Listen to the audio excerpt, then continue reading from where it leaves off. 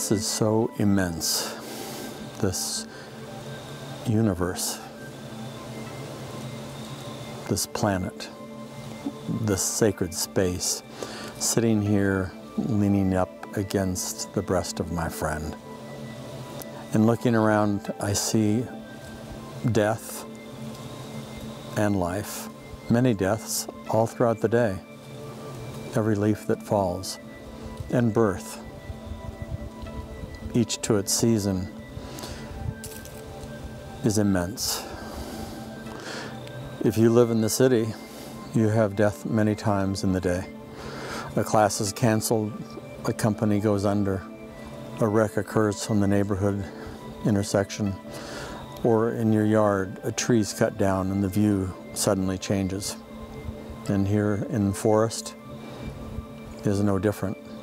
It helps us not to be afraid of death, to see it as part of the very fabric of all that we are, and that it is indeed a rich and endearing fabric. For many of us, we fear death because of how we think about death, or perhaps how we have seen death. Sometimes death comes in through the back door, and sometimes that's helpful to us, helps us not to be so afraid. Imagine being in the hospital with a loved one who's dying, and their partner doesn't come to visit them. We're angry, indignant that they wouldn't come to show their caring. And death comes in the back door.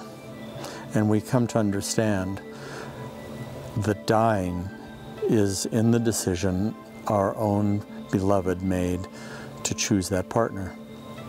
And suddenly the anger at the partner changes, and we can see our loved one as they are and the choices they have made in their days and in their death and in their dying.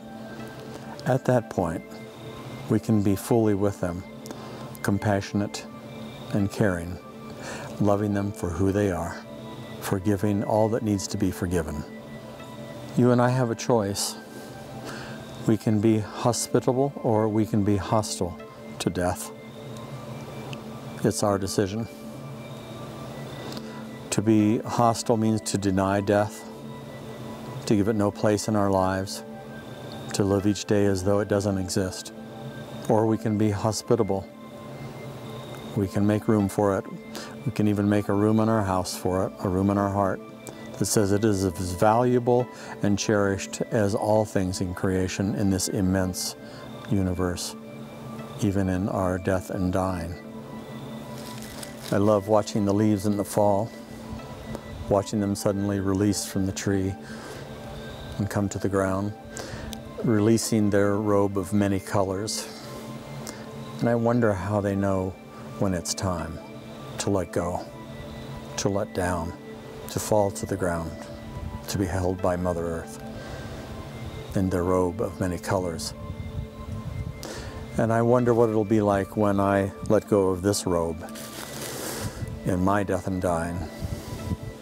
So perhaps if we don't frighten ourselves about death, if we see that in nature there is a place and a time of letting go and letting down, when the time comes for us to drop our robe of many colors, it will be a fierce moment. And we wonder who will be there to catch our robe as we let it fall.